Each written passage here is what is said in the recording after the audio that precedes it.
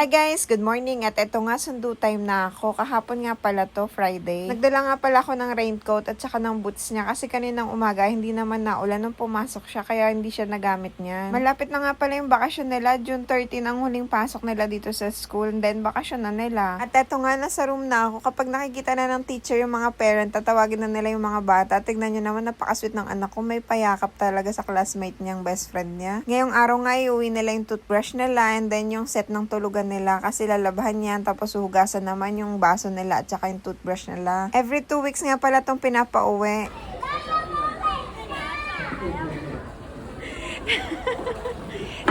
Si Jada ay nakikitawag na rin sa mga kaklase niya kapag nakikita yung parents. Ganun din kasi ginagawa ng classmates niya. Kapag nakikita na ako, tinatawag na rin si Jada.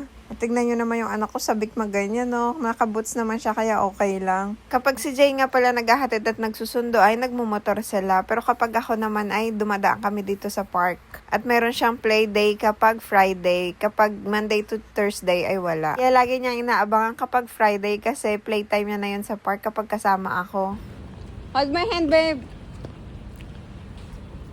You know, babe, my grandma used to have this one. Well, That plant. that one? Yeah. So pretty, right? Yeah. We call her Mamang. Mamang.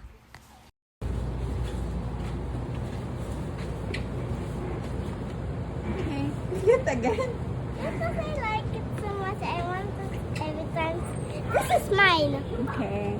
And now you get yours. Okay, hold this. Okay.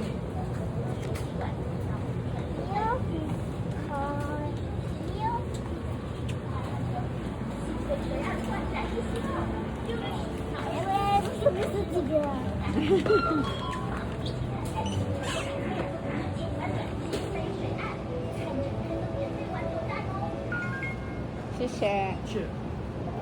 Let's go, babe. This is mine. Don't use it, okay? Bye-bye. Come here, Lai. My baby. Sticker.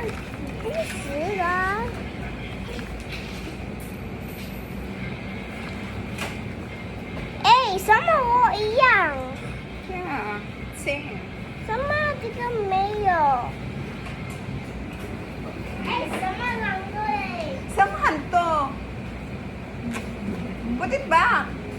Just get what you need.